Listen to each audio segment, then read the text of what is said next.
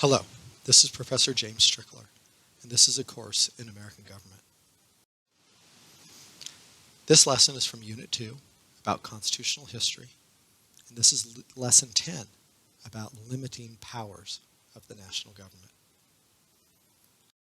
In this lesson, you'll learn about the importance of regular elections, about the necessity for auxiliary precautions, about the concept of federalism, and about the idea of separation of powers. Now, in a previous lesson, you learned that while the previous government, under the Articles of Confederation, had not been strong enough to deal with pressing problems that were facing the states, the people who created the United States of America were nonetheless concerned about creating a government that would be too strong and thus become oppressive or even tyrannical, like the government that had been in England that they had fought a war against to gain their independence. So they had to try to reach a balance between creating enough strength in the government while making sure it didn't get out of control.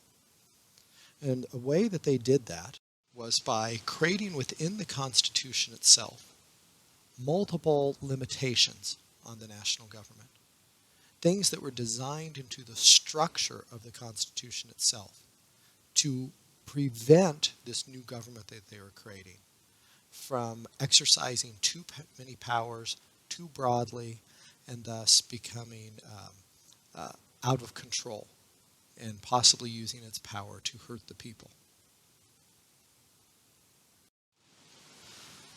Now, the first of these limitations that was created in the Constitution is perhaps the most important.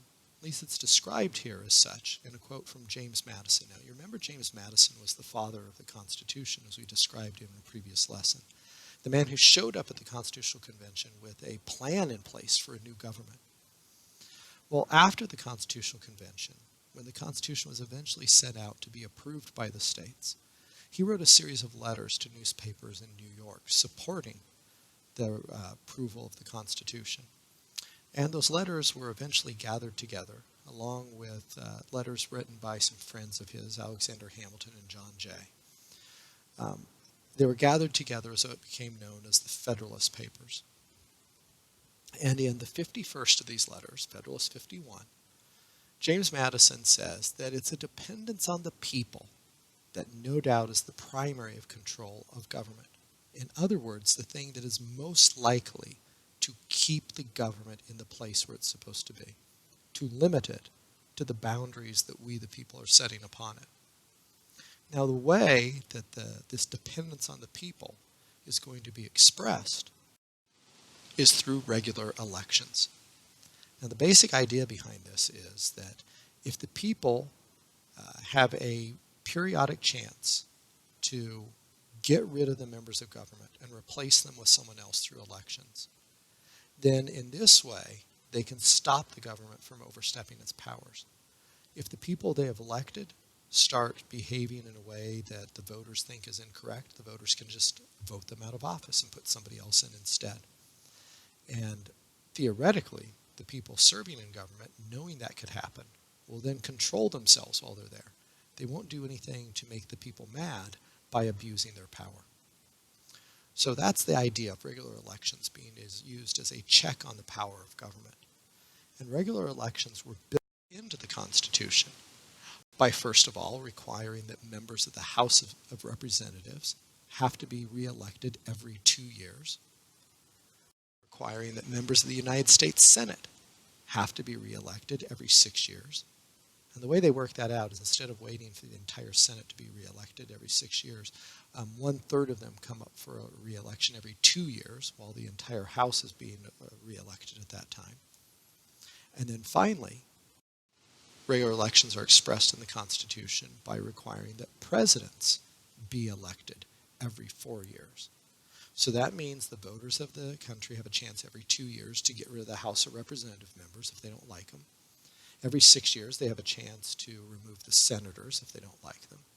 And they have a chance every 4 years to get rid of the president if they disapprove of the job the president is doing. And in this way, if the government is overstepping its boundaries and abusing its power, the people can potentially get rid of them. Now, there's a problem, though, with this primary way of controlling the government. And that is, can voters actually be trusted to do this? To stop the government from overstepping its powers? There are reasons to think that maybe they can't really be trusted. Voters are oftentimes uneducated about the issues. They're sometimes just ignorant about basic ideas of government. And perhaps worst of all, they can be bought, essentially bribed by politicians who overstep their power in order to give the voters goodies from the government. And so the voters lose track of what's really constitutionally acceptable or not, and don't vote on that basis.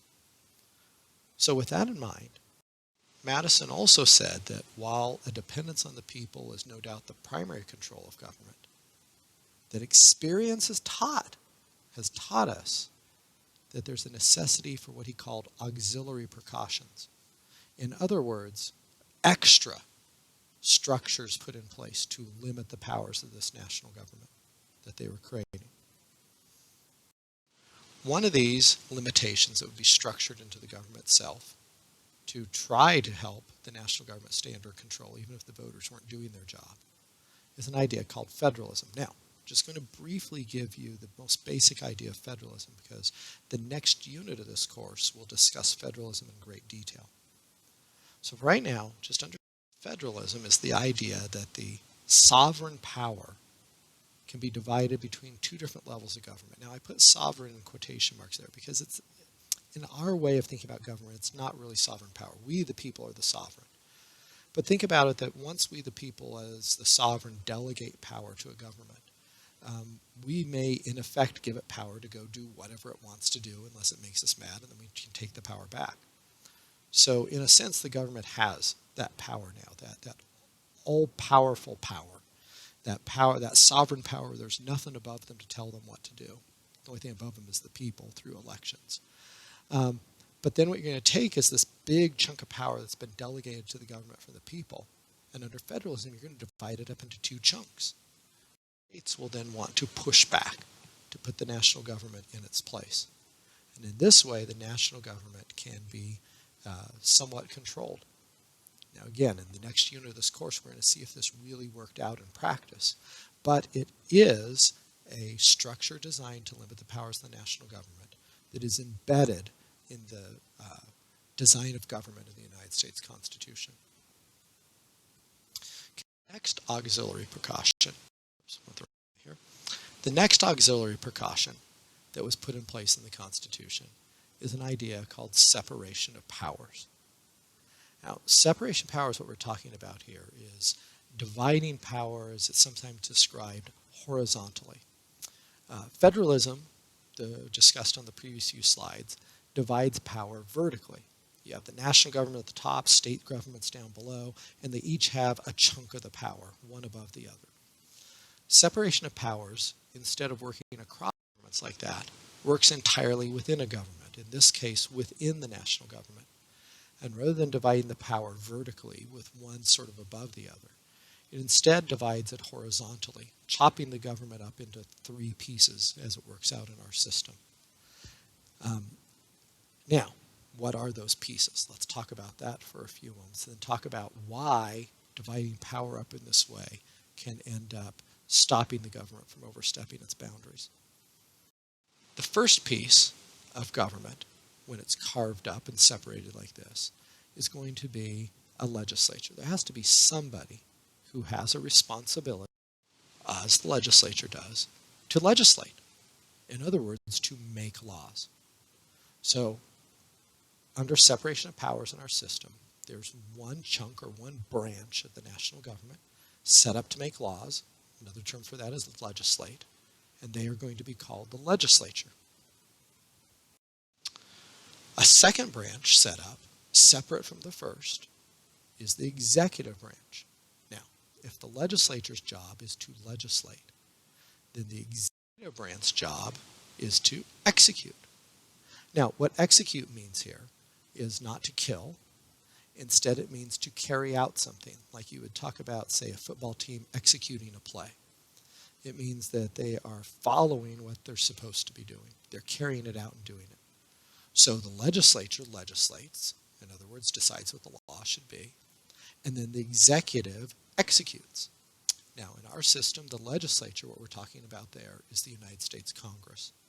And the executive who carries out the law is the President of the United States. We have one more branch to go. In our separation of powers system, the national government is divided up with a third branch, the judicial branch, made up of judges, most prominently the United States Supreme Court. And it's the job of the judicial branch to judge. Well, to judge what? Well, notice that there's a pattern here. The legislature legislates, in other words, makes the laws. The executive executes, in other words, carries out the laws. And then the judiciary judges whether or not people are actually obeying those laws. So in this way, they each have a part of the function of government. Now, the reason that this is thought to control government, its boundaries, is that by separating the powers, you can't have the power so concentrated in one person or one small group of people as it can become despotic. Remember, we used that term despotic much earlier in the course to refer to a bad monarch. Well, a bad monarch is a person who, as the king, makes the laws, carries out the laws, and decides whether you've broken the laws. So he can come up with anything he wants and throw you in jail if he doesn't like you. Well, in a separation of powers system, there's not going to be one person or even one group of people that can just decide to do all that on their own because they want to. All right. That does it for the lesson. So now let's review what you learned in it. First question. What is the primary limit on our government in our constitutional system? In other words, what's the main thing that ideally should stop it from overstepping its bounds? Is it separation of powers? Is it political parties? Is it regular elections? Or is it checks and balances? Well, there's more than one thing on that list that could potentially help limit the government. But what James Madison called the primary way of limiting it is regular elections, when we the people can simply remove the politicians from office if they're abusing their power. So if we have regular elections in place, why are auxiliary precautions needed? Is it because we might get invaded by a foreign country? Or that it's just too hard to pass amendments? Or is it because the voters fail to control the government? Or is it that the states are too powerful? Auxiliary precautions are needed because, unfortunately, voters fail to control the government. Most likely because the government bribes them, gives them stuff in exchange for them endorsing the government overstepping its powers. What is federalism? Is it vertically dividing the power of government? Or is it horizontally dividing the power of government? Or is it putting all power in one government? Or is it not having any central government at all? Well, as explained in this lesson, federalism is dividing the power of government vertically. So you have a national government above with a certain amount of power, and then state governments below with a certain chunk of power. And they each have separate powers that allow them to potentially push back and forth with each other, but more importantly, have neither of them become all-powerful.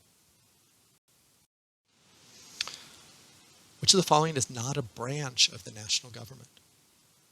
Is it the bureaucratic branch, the judicial branch, the executive branch, or, got a typo here, or the legislative branch? That's what that last one should say. I'll have to fix that when I do this lesson over again. But for right now, realize that that last one is supposed to be the legislative branch. Well, the correct answer, in other words, the one that's not a branch of government, is the bureaucratic branch. The bureaucracy is actually part of the executive branch. They work for the president. They're not a branch by themselves. All right.